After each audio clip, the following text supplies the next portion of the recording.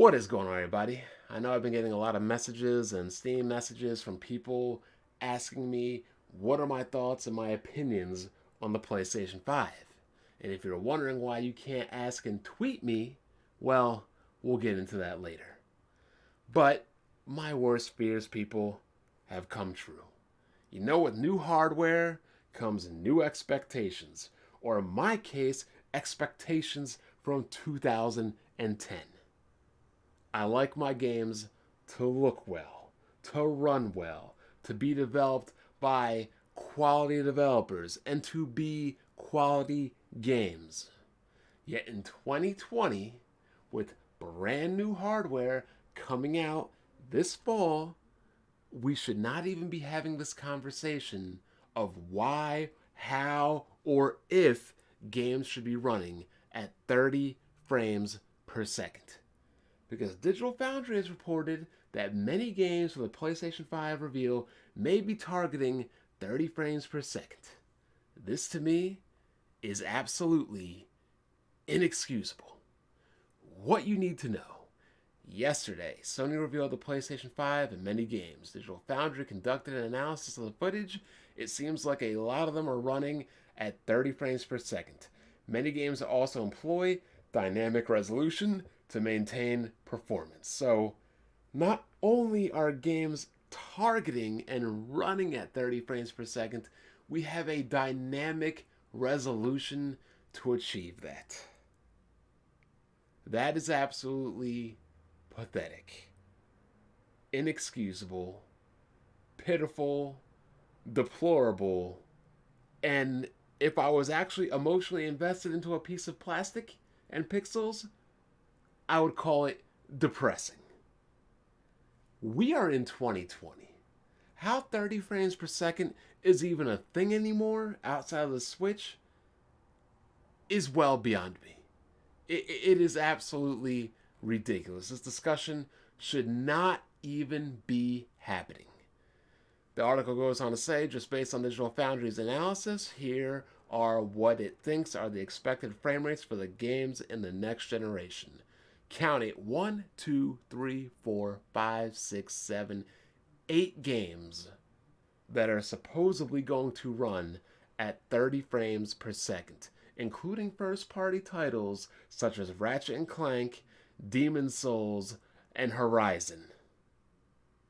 Absolutely crazy.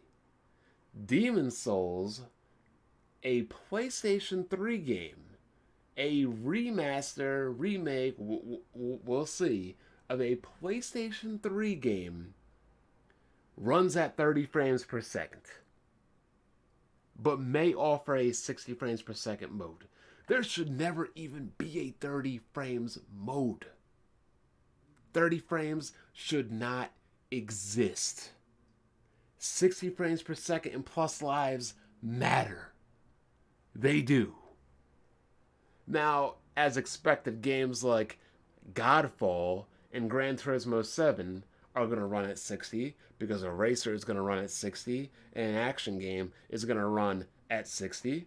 Resident Evil 8 is going to run at 60 because Capcom's engine will allow it, and Capcom's games have been running at 60. But no, people, it even gets worse. It gets worse. Digital Foundry know that some games appear to employ dynamic resolution that lower the visual quality to around 1500p while maintaining performance. Many games are also native 4K instead of checkerboard 4K found on the PlayStation 4 Pro. The team said that Sony appears to be targeting 30 frames per second with increased visual quality for the PS5, while Microsoft seems to be focusing on 60 frames per second and 120 frames per second frame rates. This emphasis on extreme detail also highlights the priorities of the most of the developers showcased here, while Microsoft is talking about 4K 60 and even 120 as the design targets for its hardware. The vast majority of titles in yesterday's PS5 presentation were concentrating on 30 frames per second. Digital Foundry editor Richard Ledbetter wrote.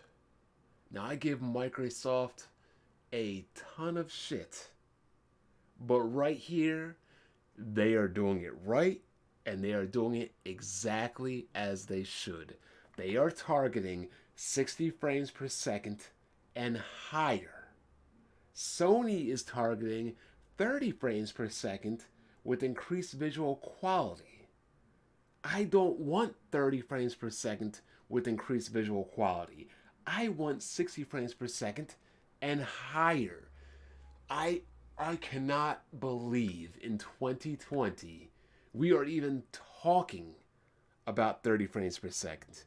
Now, you know I'm almost purely a strict PC gamer. But if this appears to be true, and this is the direction that Sony goes with their games, there is no point in ever owning a PlayStation 5 as far as I'm concerned. No point. I am not dropping money for a new console in 2020 that is playing games at 30 frames per second. I won't do it. I can't do it. I refuse to do it. I have refused pretty much around the board not to play 30 frames per second games as it is already. At the start of last generation, I said, I will not play 30 frames per second games. And I have not. I have not played games like Spider-Man. I have not played games like Horizon. I don't play those games because I am not going to deal with games that run like dog shit. And now they're expecting us to pay 400, 500, potentially, possibly even 600 to play games in 2020 that run at 30 frames per second. I hope I come back next month, next week, by launch and say that this article was misconstrued, that these were demos on dev kits, that this wasn't true. Because if this is true, this is an absolute disaster. And I hope Microsoft wipes the floor with them with their 60 frames, 120 frames per second, and their new development studios. God help them. I hope Microsoft wipes the floor with them so Sony changes their course of 30 frames per second with increased visual quality and focuses on what is more important, the performance and the gameplay aspects of input for the player. Hopefully I'm wrong. Hopefully this article is wrong.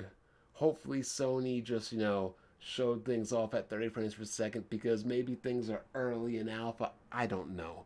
I want to make excuses, but I really can't.